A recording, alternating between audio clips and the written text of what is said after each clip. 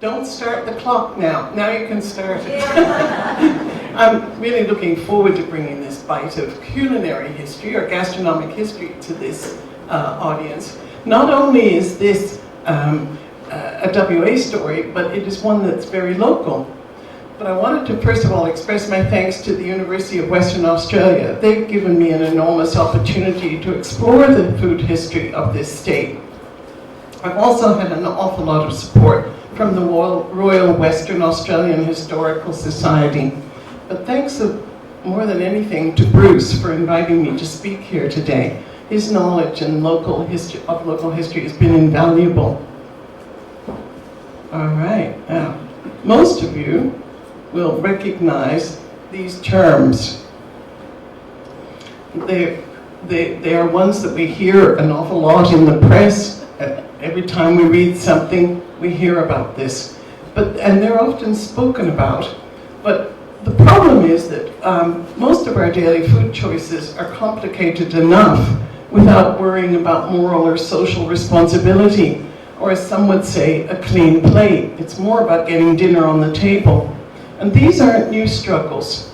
Now and then, various reform movements have centered around food, but they've had a broader agenda. I'm thinking today of, say, someone like Michael Pollan, who had a mandate to eat local, eat healthy, eat foods your great-grandmother would recognize. Many have and will continue to do so, to argue today for those longer-term consequences of food choices. But today I want to take you into the past, to about the 1830s and 40s, and it'll eventually come back to Western Australia and Dongara's very near neighbour. As the world marched confidently into the 19th century, the benefits of a cheaper, abundant food supply, thanks to mechanization and industrialization, gave, for the first time, a reasonable price for food, and it was universally celebrated. But for the most part, this lengthening supply chain created new problems. Producers and suppliers had to find ways to hide decay, prevent decomposition, and modify flavor to suit customers' demands. Adulteration was very profitable and widespread. The people that were demanding the foods, they wanted white flour, they wanted luxury meats for groaning dining room tables in expensive restaurants. This veritable cornucopia, as it was referred to in the textbooks, didn't equate with good health. America was a very unhealthy place in the 1830s and 40s. Poor or rich alike, Americans just simply overate.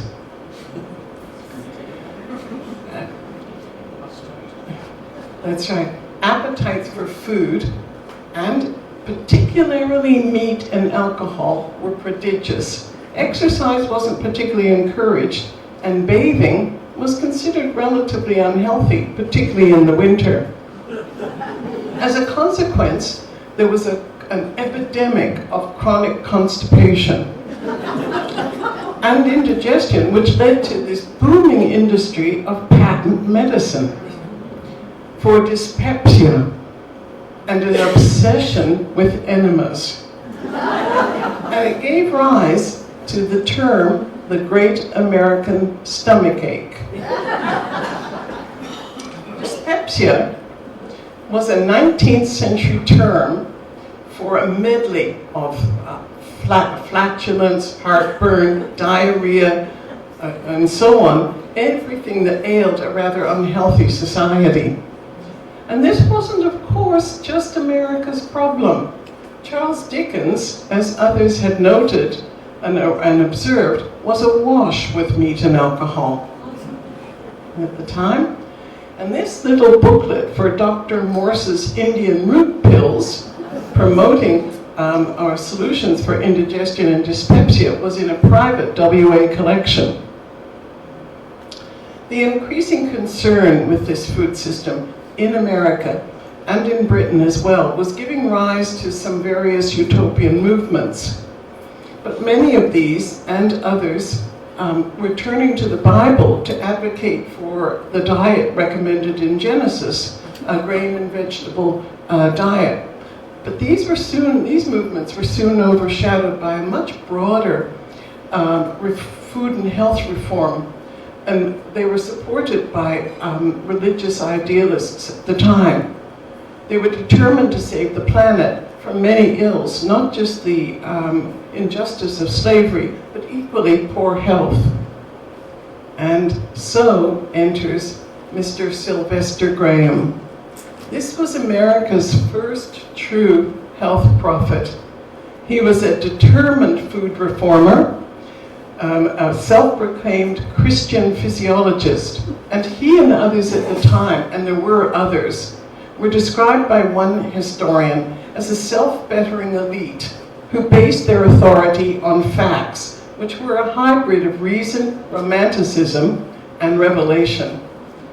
Graham was a passionate, zealous speaker, advocating that salvation lay in health reform, salvation. And although he was attracting audiences, it was the threatened arrival of cholera in New York in 1832 that really ensured his future.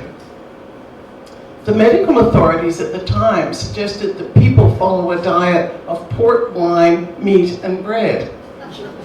Graham advocated drinking pure water and a vegetarian diet, along with avoiding stimulating foods. He assured, after the initial wave, that any of his followers that had done this had not died. He was an instant celebrity. And he demanded simplicity in the diet, and this is very important. He was very against stimulating foods, particularly condiments. This wasn't an unusual view in pre-war civil America. Thousands died from sexually transmitted disease. Graham's lecture to a young man on chastity reflected widespread concerns that the likes of sugar, candy, tea, coffee, condiments, and of course spices would arouse passions. But a gentleman by the name of Oliver Evans would add a whole new dimension to Graham's expanding culinary doctrine. Evans was an inventor, and he, in 1780, created the first continuous roller-based continuous flour milling operation, which was far more productive than the water-driven mills. And this meant that it required a lot of capital, so there were fewer, and the food would have to travel longer distances. But the bakers increasingly were demanding, this added the adulteration woes because the bakers were demanding ever whiter flour. Graham, at the time, was alarmed by the work of a German chemist. And now we enter Friedrich Achem, who in 1820 published this book, The Adulteration of Food and Culinary Poisons. He was a very good chemist, and he was very aware of and concerned about the addition of harmful additives. There were a lot of new chemicals around, and there were no regulations. And he did take, at this time, the extraordinary step of naming the merchants who had transgressed. Needless to say, he was soon out of England, and then in Germany, the year later, published this next book, The Making of Good and Wholesome Bread. He was really concerned that bread was heavily doctored with something called alum, which was used not just to whiten it, but to extend the shelf life and to hide odors. He was one of these first voices that would say that everyone may try by grinding and malting his own grain and baking his own bread, and this, to his view, would improve their health.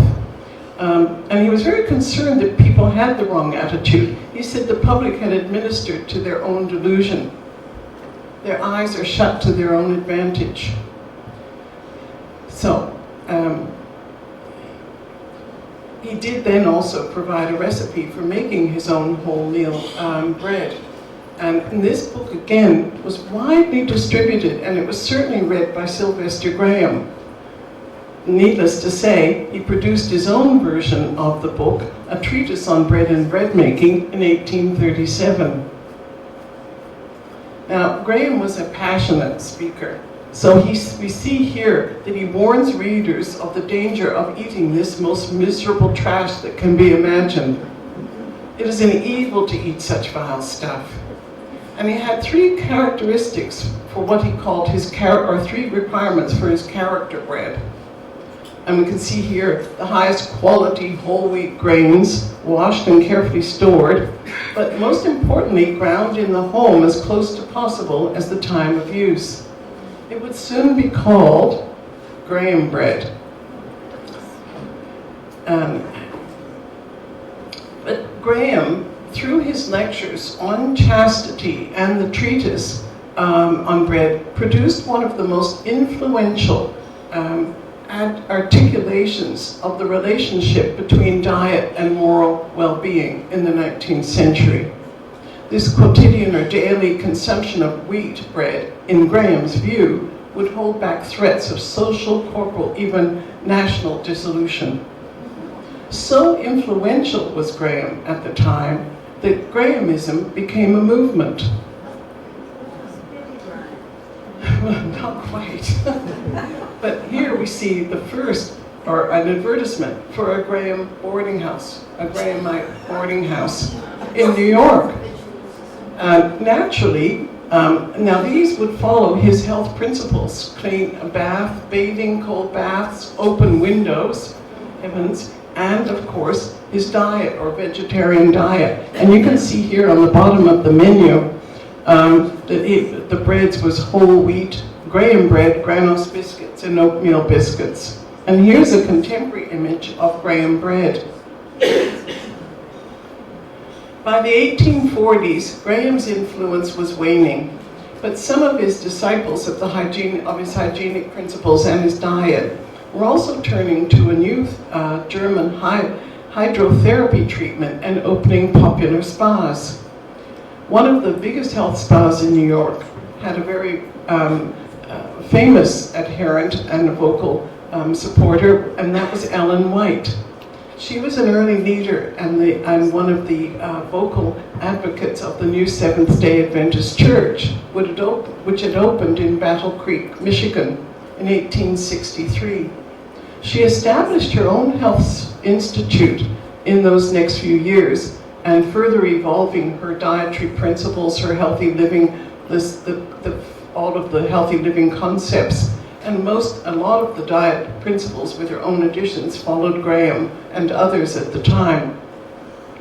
She eventually set up her own sanitarium and slowly continued to develop this, and then in 1876 hired a new director, Dr. John Harvey Kellogg. And soon America would have another dynamic food and health reformer who would change the way Americans and the world ate breakfast. Kellogg and his brother, Will, would forge a global food empire. And he needed to develop a new product for breakfast, for bread, because the hard zwieback was particularly unpopular. And so eventually there was a patent, a small factory, and the booming granose business was off and running. And so was the growing Adventist Church, which sent ministers to open up establishments in Australia. And Ellen White and her son arrived in 1891 to assist. And the popularity with granose and vegetarian diets was covered a lot in the press at the time, as was her lectures and talks at various camps.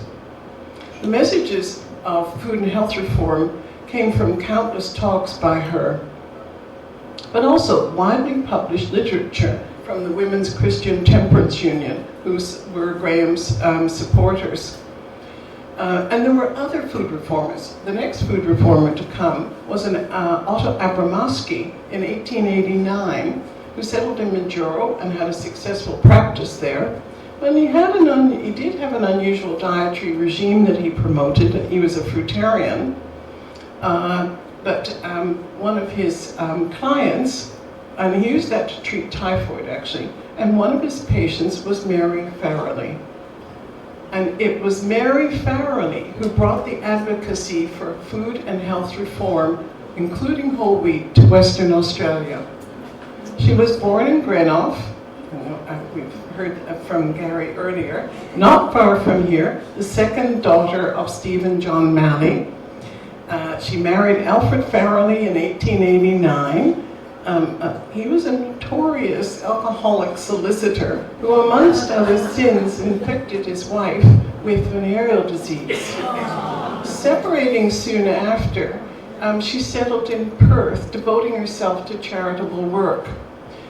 Perhaps with her own background, but also the public moral panic at the time of venereal disease found her heading the social purity department of the Women's Christian Temperance Union. Her own declining health and perhaps discretion encouraged her to make several visits to the eastern states. And that is where she had a treatment or met up with Dr. Abramowski. And as we can see here, in this newspaper article, we see that Mary, and she was talking to the newspaper about her treatment with Abramowski. She strongly recommended a diet consisting chiefly of fruit and vegetables as far as possible in the natural state, and she especially urged the use of whole wheaten meal. Now, whole wheaten meal was not part of Abramowski's diet. It's plausible she'd come across the readings or the writings of Graham and others, particularly perhaps through meetings with the Women's Christian Temperance Union in the East. But Mary's timing was particularly good. In 1916, women's groups across the country were producing cookbooks to raise money for the war effort. And this was a tangible way for women to help. Mary's insight was to appreciate that in the wartime economy, not only was whole wheaten meal good for families, it had economic benefits. Very important. And Mary then produced 4 editions of her booklet. And we can see here the press was glowing about the publication. The task of compiling the recipes has been in the able hands of Mrs. Farrelly. She was a bit prone to, and she was a media junkie, according to one comment I've heard. And she bombarded the press with recipes, articles, testimonials. She assured one reporter that a tablespoon of whole wheat contained more nourishment than 100 loaves of bread. Her demonstration assistant claimed it was possible to make foods made with whole wheat sufficiently resembling so that the meat wouldn't be missed, although she did feel that husbands were harder to convince. And that's probably true. This is the opening page of the little booklet, but she does refer to what she thought was how important the use of whole wheat was a secret well worth knowing. And we can see echoes of Sylvester Graham in this statement. This other image is from a page in the book, and that copy's in the Royal Western Historical Society in Netherlands, and that has the recipe for porridge at the top of the page. And that's an interesting one because one of the reporters commented that while the book was glowing, he did have, and he pointed out one of perhaps inadvertently, the problem with the booklet was that he didn't think he'd arrive in a good mood at work, waiting 2 hours for his dish of burgoo.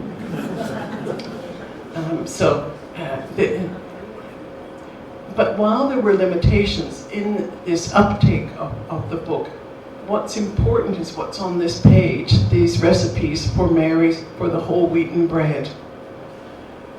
And she really wanted this is what she really wanted to promote. And this is my sample of Mary's bread following her recipe, which we actually will have here.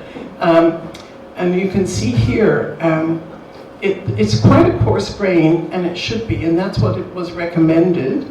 And I couldn't use one type of grinder. The grinder that I used for the whole wheat grains was just the little coffee spice machine that you can buy from Breffel. And look, it took a bit of time, but it was fine. The bread was healthy, it tasted very good, and it's worth trying. And I've reproduced some of this. There's a sample there, but don't eat that. That had to come from Sydney, but the recipes, I just wanted to show the texture. But there are some recipes there, and I also included a recipe from 1839 from America for dyspepsia or graham bread. But now, most importantly, Mary did continue to promote wheat cookery, but sensibly incorporating it into a broader application, including establishing the Rural Household Science course for women at the University of WA in 1923. She became an important leader in health and food reform and women's education, and she was one of the founders, and a significant figure in the Royal Western Australian Historical Society. And as the Country Women's Association recounts in a recent biography, it was there that the seeds of the CWA began to germinate amongst the wholemeal flour and wheat and biscuits. Both Mary and Graham, as others before and will continue to do, had wider social and political agendas, with foods at the center. But it is difficult to change the world by fixing our diets, as both activists in the past and even now still find. While both are best known today for their association with and the promotion of the benefits of whole wheat, they should also be remembered for a much broader contribution to the role of food and health, and that's no small matter in itself. And in conclusion, let me thank particularly Gary Martin, who you heard earlier this morning, who had many phone calls from me. And I am so impressed with what he's put together on the museum website about Mary, and he greatly informed what I've said today. But also, I would like to mention about Maura McKinnon, Mary's, I think, great-niece or great-great-niece, we're not sure, who's actually, I believe, working on a book about Mary. So, thank you.